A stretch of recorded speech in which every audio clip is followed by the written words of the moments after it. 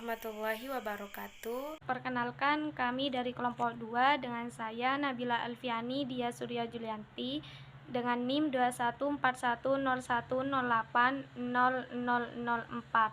Saya Sriani dengan NIM 214101080005. Saya Bima Putra Alamanda dengan NIM 214101080007.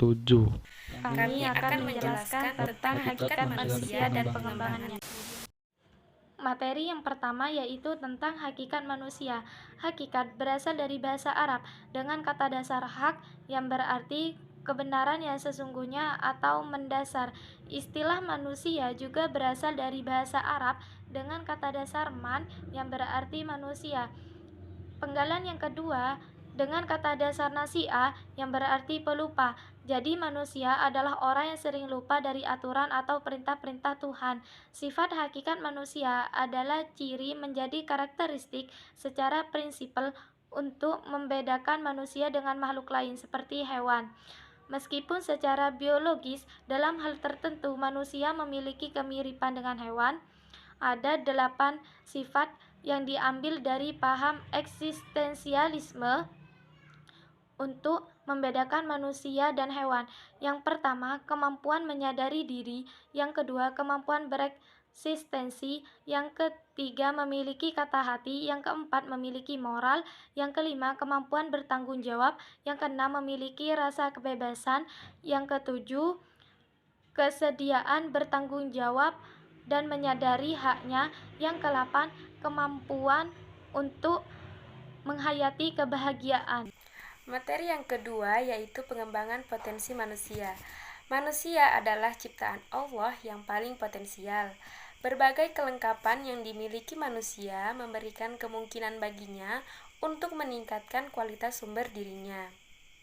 Manusia memiliki potensi mental yang memberi peluang baginya untuk meningkatkan kualitas sumber daya insania dan juga memiliki kemampuan untuk menghayati berbagai masalah yang bersifat abstrak seperti simbol-simbol, ucapan dan ungkapan, hingga pengenalan kepada penciptanya. Secara garis besar, potensi atau fitrah tersebut terdiri dari 4 potensi utama yang secara otomatis telah Allah anugerahkan, yaitu yang pertama potensi naluriah. Potensi naluriah merupakan sebuah dorongan yang bersifat primer berfungsi untuk memelihara keutuhan dan kelanjutan hidup manusia. Di antara dorongan tersebut adalah berupa insting untuk memelihara diri seperti makan, minum, penyesuaian tubuh terhadap lingkungan, dan sebagainya. Dorongan yang kedua yaitu dorongan untuk mempertahankan diri. Contohnya seperti nafsu marah, bertahan atau menghindar dari gangguan yang mengancam dirinya, baik sesama makhluk hidup maupun oleh lingkungan alam. Dorongan yang ketiga berupa dorongan untuk mengembangkan jenis. Dorongan ini berupa naluri seksual. Potensi yang kedua yaitu potensi indrawi. Potensi indrawi erat kaitannya dengan peluang manusia untuk mengenal sesuatu di luar dirinya. Potensi yang ketiga adalah potensi akal. Berbeda dengan dua potensi tadi, potensi akal ini hanya dimiliki oleh manusia saja. Adanya potensi ini menyebabkan manusia dapat meningkatkan dirinya melebihi makhluk-makhluk lain ciptaan Allah. Kemudian yang terakhir adalah potensi keagamaan. Pada diri manusia sudah ada potensi keagamaan, yaitu dorongan untuk mengabdi kepada sesuatu yang dianggapnya memiliki kekuasaan yang lebih tinggi. Potensi-potensi tersebut dapat dikembangkan. Pendidikan merupakan upaya pengembangan potensi manusia. Menurut Abdurrahman Albani, tugas pendidikan dalam mengembangkan potensi manusia adalah menjaga dan mengerahkan fitrah atau potensi tersebut menuju kebaikan dan kesempurnaan serta merealisasikan program tersebut secara bertahap. Pengembangan berbagai potensi ini dapat dilakukan dengan kegiatan belajar, yaitu melalui institusi-institusi.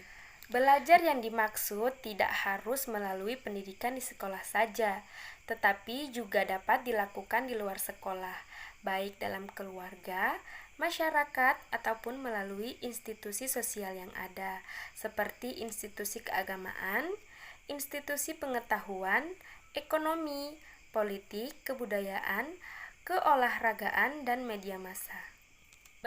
Dan materi yang terakhir adalah konsep manusia seutuhnya. Konsepsi manusia seutuhnya yaitu bila menurut Murtada Mutahari merupakan suatu hal yang penting bagi manusia.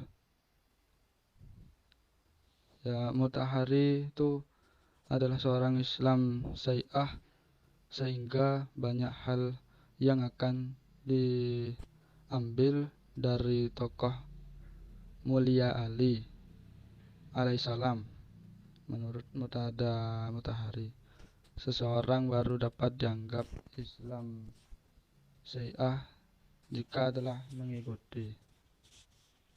Menurut Murtada Mutahari, gambaran manusia seutuhnya tergambarkan di dalam diri Nabi Ibrahim alaihissalam dan Nabi Muhammad SAW serta dalam diri Ali alaihissalam.